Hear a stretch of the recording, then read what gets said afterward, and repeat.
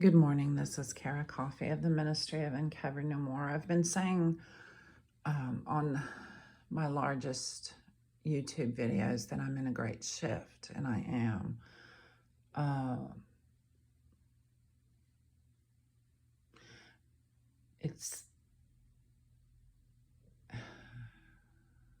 don't have words here. It's very heavenly. With the finishing of this particular mandala, which I took some of them out to frame them in here, but I've got quite a bit more to do. And some of this work is on runestonesandmusictoday.com, because to get messages for the tribe of Judah worldwide that I needed, I was reading, it would be 2 runes for partnership of Judah participants. It would be 2 runes, and I would read them left to right and right to left, and I would get 2 messages. And I did that for a season. I think some of that work is still up. But I'm realizing with mandala, it's much like any ancient book or poetry book and poetry book. The meanings are multi-dimensional, and I haven't even begun to tap the surface in this particular book. And that is such an overwhelming thought. And I, as a bookmaker, just making books for no reason whatsoever, but I do love doing it. I love getting the messages of the ages out.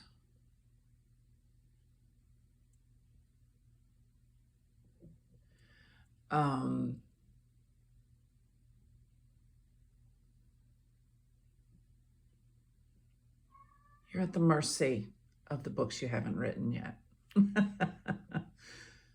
particularly poetry. And I discovered I had a skill to write poetry along other poets, and that's such a privilege. It's an honor. It's also a burden how to present it. And now let me gently close that heaven door and tell you that I sat right here at my father's desk yesterday, and I just had to think. And I'm going to have to do that a lot in this new shift, because I was dealing with Madame Guyon's book, her autobiography, which she told them, when you're finished with this, destroy it. And they didn't do it. I already knew that was one of my previous lives. If you come up to me, whomever you are, and say, you also are Madame Guyon, I will not argue with you. I would be interested what your manifestation would be. But this is the first time in my life that I actually got a hold of the autobiography of a woman that I had already said, this life is very similar to mine. Is in your worlds, not mine, in your worlds, America, Western world, spirituality world. And sure enough, I found the proof in living black and white print.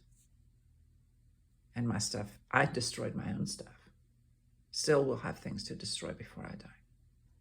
Will not trust anyone unless those people that I know I trust like that are living in the same area with me, and we have a library that will last from generation to generation of our own things. See, those kinds of libraries are not in anywhere. They have caretakers, and they're in castles and whatnot, where the ancient books are. Those places exist. And I'm not a part of that kind of group. So I'm a solitary pagan and an agnostic atheist mix, depending on what's going on around me. Back to this.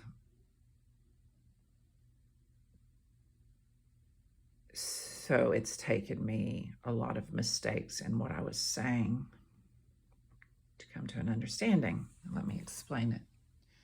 I picked up this sweet little journal, and at first I thought it was going to be connected to this. And let me show you what it is. Got it upside down. See, I had to buy it and love it and start throwing runes with it and stuff. Who knows what I've done? Yep, I started throwing runes with it. Judah Chaos Coordination. And I thought the mandala was going to go with Judah Chaos Coordination. This is the dark side. See, and here I'm just reading Ralph H. Bloom's book, beautiful book, and he's written several books. So it's like overwhelmed feeling again, and it's like I'm showing you 3 rooms of heaven. Okay, because I sat at my dad's desk yesterday and just sat there with my hands in my lap at times to get direction, and I'm getting it. Madame Guyon's book is now with math. I could start crying for the rest of the day right now. Let me just give you a peek of that room. Let me just give you a peek. All you have to do is look at my notes going, oh my God, because this is the story of women across the world. And right now, you know, I'll just give you an example. I sat here staring, not staring even. I had my hands in my lap and I just sat here, maybe drinking tea or something. And I had to let my subconscious take over. Okay. And I'm dealing with this quote and I've already laid it down. So let me just go black screen for a second. A lay sister who only brought me my allowance of diet.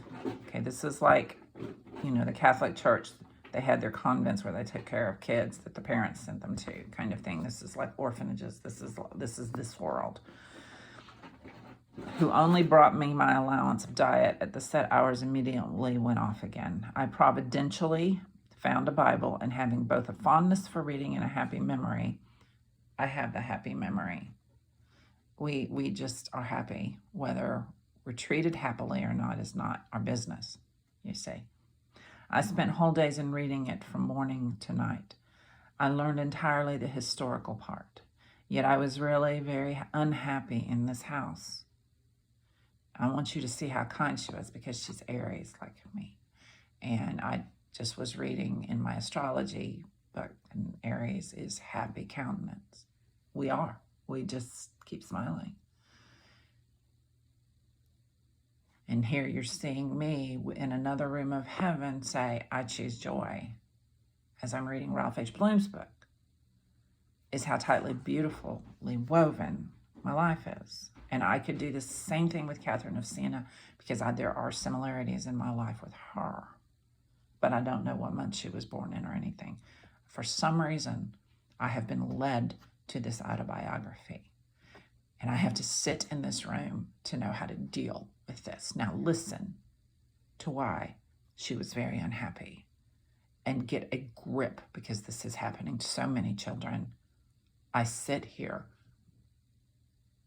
because this woman's message must be heard, because she was taught that her core sucks, and she was taught that women are lesser creatures than men. And still the glory is being revealed in this very strong woman. And this is happening all over the world, whether they write autobiographies and tell people to destroy them or not. She did carry some sway. She was actually thrown into jail because of her quietism. And I'm actually, what did I just tell you several times? I'm sitting at my dad's desk. I'm doing Madame Guyon's quietism.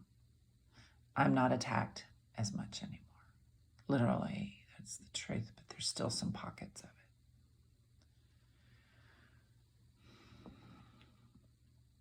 Yet I was really very unhappy in this house. The other boarders, being large girls, distressed me with grievous persecutions. I was so much neglected as to food that I became quite emaciated. And they had no problem. They had no problem. They had no problem starving this child. It's the world we live in.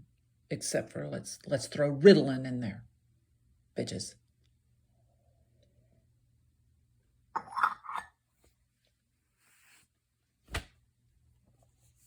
Let me put her away. She's best left with math and quietism, which I don't need to read what her doctrine was. I do it. And I'm so tired of explaining my previous lives to people who just want to tell me what to do and try to control me and are jealous of my abilities. I am so tired of that. There are no words for it. And I cannot imagine talking this way what the King of Kings is going through today, himself, whichever body form, wherever he is. But now you see why I call myself a solitary pagan. I have to stay back because this is the world we live in. And here's another thing is I always felt bad that I would say, you know, I was being persecuted. I wasn't emaciated and picked on by girls, but I can tell you that when I see children being picked on by other children, I have to leave or take care of it. You either stop doing it to each other in my presence or I have to leave because I've got people in my life who think bullying and talking smack is just funny. I even did it just to be accepted a little bit in the societies because I wasn't being listened to.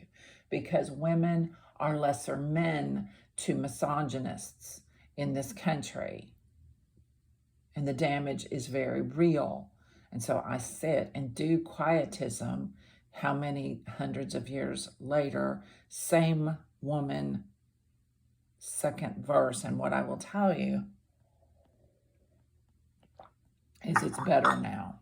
So her work lives on. And that's where I feel a burden. That's where I feel a burden of creation. This is very real. And so I am having my own subconscious teach me. The Judah Chaos Coordination is beginning with Ralph H. Bloom's Rune Book, and then I found out he's got other books, so that'll probably be. But this is going on in covernomore.blog, not Runestones and Music today, which I want to be pleasant.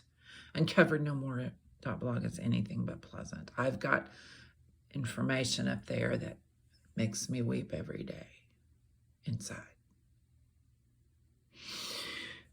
This is going on in covernomore.blog, and the subconscious reality is talking to me. This Mandela, let me go black screen and I will announce it in writing.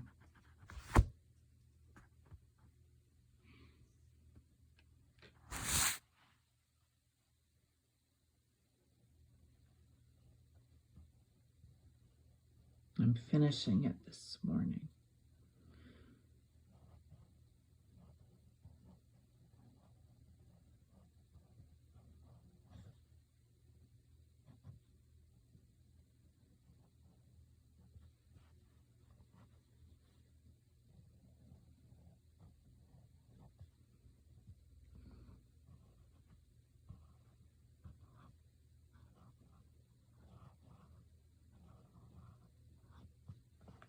This will be complete. I just passed 14 minutes, 14 seconds. 14:14, Revelation, Book of Revelation, anytime you see the number 14. Creation and hell. There is no heaven on earth. You can certainly make your places of peace. Choose joy. And this is what this room's book is doing. There's no coloring associated with this. This is just, okay, study. But you can tell that my subconscious is awakening my conscious. Absence of suffering is joy. I am not suffering. right now. And I actually made it to where I have my mat. I'm suffering even less. My small ball exercises with my neck are excruciating now. I am learning that there is deep breathing that I never knew about. I've held my breath so much unconsciously, and Elaine Patron will teach you that. And then over the years, you will learn to breathe. I'm actually yawning, driving, making myself breathe deep in situations where I was holding my breath all the time. I was in so much stress. And I am definitely one in billions in the big cities, y'all. So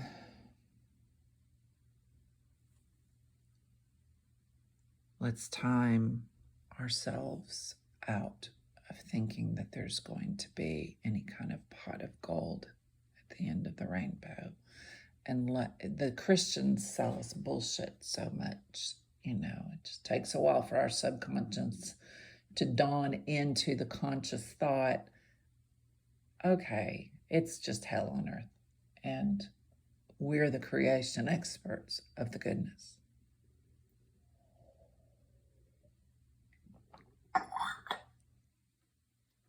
This is Beaty-Coffey of the Ministry of Uncovered No More.